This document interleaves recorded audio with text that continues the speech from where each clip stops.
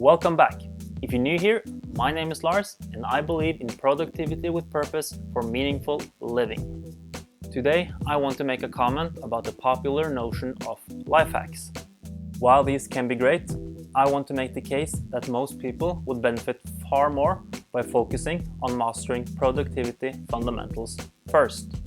This video will be all about what I take to be the fundamentals of productivity infrastructure and why it is important and prior to life hacks, so be sure to stay tuned.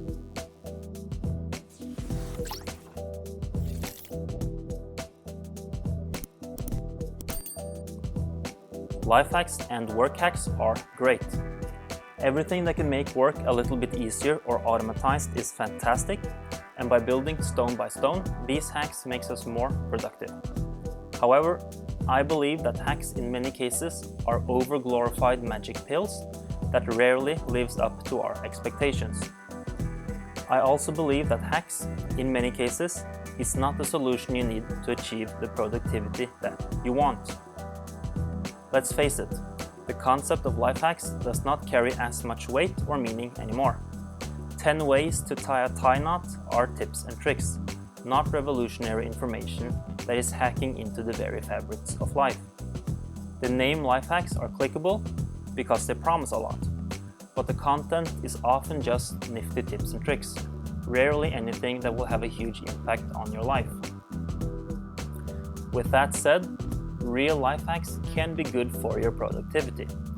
But if you want truly great productivity that is both predictable and sustainable over a longer period of time, then you need to establish a smooth productivity infrastructure. I will explain what I mean by this, but first I want to say something about why having a productivity infrastructure is important and why you ought to master this before looking for life hacks to save you. Firstly, we need to understand a key concept for productivity, and that is the working memory. If you have read David Allen's book Getting Things Done, then you were introduced to the concept there. But in my opinion, he could have made a larger fuss about it, as this core concept often is overlooked and people rather try to find that one magical app, routine, or software that will completely transform their lives with almost no effort. So, the working memory is a brain function that is a part of your memory. But unlike long-term memory, your working memory is primarily about processing information, as well as being able to hold onto it. The information the working memory holds onto is not stored permanently and must therefore be repeated if it is to be preserved. What is important here is that the working memory has an interactive role with the information, making it an important part of your ability to both plan and organize. This means that your working memory is crucial for tasks such as remembering instructions until they are completed, to hold on to relevant information while solving a problem, and to remember what to do next. In the field of psychology, ever since 1956, research has shown that our working memory can manage approximately 7 units at a time, plus minus 2. By units, it means something that makes sense to a person as a whole, that we can recognize as a singular thing. This means that a single unit can consist of a lot of information, such as the understanding of a complex system as a whole, but the number of units is limited to 5 to 9, with 7 on average. Oh, and by the way, this helps to explain why increased knowledge and experience in specific areas increases productivity, and this is why. By understanding something better in terms of how it all is connected, you will then see that information as a single unit, instead of being several units, thus opening up space in your working memory. By knowing all of this, that the working memory has a capacity of managing approximately 7 units at a time, then it is easy to see just how little it takes before we are overloading our capacity. And a working memory that is being overwhelmed quickly becomes paralyzed. And no amount of clever life hacks can save you if you cannot even get started on them. This is why I think that having a productivity infrastructure based on the working memory is fundamental and should be mastered before you start to seek a magic pill life hack. in hopes of it making all your problems go away. Furthermore, everyone has experienced the struggles of having to juggle between lots of different information, often about different projects at different places and times, and we end up forgetting important messages, information, and tasks. Here's a question for you. Have you ever been working on something, went to another room because you were going to do something there, for instance, going to the kitchen to grab a cup of coffee, and suddenly forget what to do when you enter the room?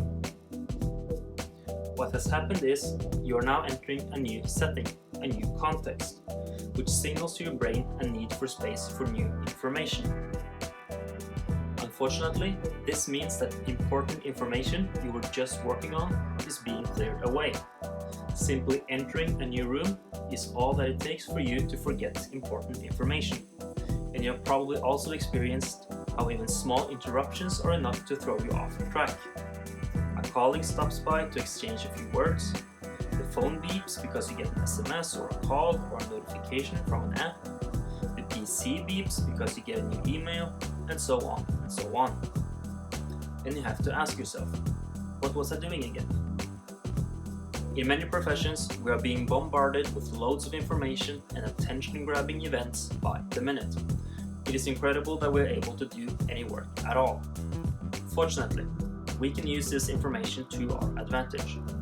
By establishing good routines and strategies for relieving your working memory, you will free up capacity to be able to strategically use your working memory on tasks that will yield results. So firstly, relieving your working memory is, quite simply, to delegate the task of remembering to a reliable and easily accessible system that is outside of your head. This system needs to cover tasks such as collecting and storing notes, categorizing and storing papers, as well as recording, storing, and tracking your actions and objectives, meaning having a list of your goals and having updated to-do lists. Then, using the working memory is about strategic, hands-on work, such as getting clarity on your goals and necessary milestones to aim for, identifying high-impact tasks to focus on, as well as other productive and valuable work, such as brainstorming, planning, problem-solving, and actually getting tasks done. I like to think of productivity as capacity mastery, since productivity in many cases is about the absence of barriers and obstructions rather than adding something extra and clever. You need to master your time, your energy, and your attention. And the easiest way to get a much more predictable and sustainable workflow is to have a productivity infrastructure, one that acknowledges and masters the limitations of your working memory. You want to spend your time on actions that yields results, not to be busy and complaining about being overwhelmed with your head full of things to remember and to sort out. By having strategies on how to handle all the information that comes your way, whether it be messages from others, what you read, or whether it's an idea or inspiration that you get, you will facilitate for a creative and energetic workflow while keeping a sense of calm and clarity. Finding and using life hacks to be able to work faster and simplifying certain tasks and routines are definitely good. But in my opinion and experience, this is not where you will find the holy grail of productivity. Keep it simple and never forget the fundamentals. The road to mastery is not learning the fancy or advanced stuff, but in excelling in the basics. After that, you can spice it up if you like. And remember this, your brain is most valuable as a problem solver, not as a notepad. Do yourself a favor and make sure you get maximum utilization from what you have. And that wraps it up for now. If you want more content like this, then please like, comment, and subscribe, and be sure to tap that bell to be notified of future updates. Thank you so much for watching, and I will see you soon.